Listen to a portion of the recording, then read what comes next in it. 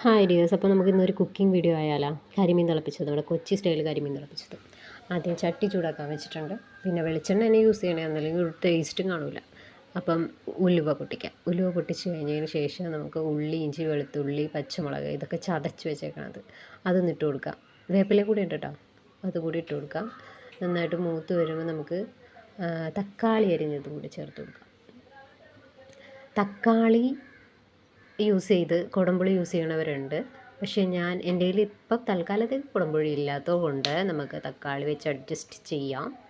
തക്കാളിയും കൂടി ഇട്ട് കൊടുത്ത് തക്കാളി ഒന്ന് നന്നായിട്ട് ഇതായിട്ട് വന്നതിന് ശേഷം നമുക്ക് പൊടികളൊക്കെ ഇട്ട് കൊടുക്കാം. മഞ്ഞൾപ്പൊടി, മുളക് പൊടി ഞാൻ 2 ടൈപ്പ് യൂസ് ചെയ്യുന്നുണ്ട്, കാശ്മീരിയും സാധാ മുളക് പൊടിയും കൂടി. അതിന് ശേഷം വെള്ളം ഒഴിച്ച് പിന്നെ അതിൻ്റെ അകത്തേക്ക് നമ്മുടെ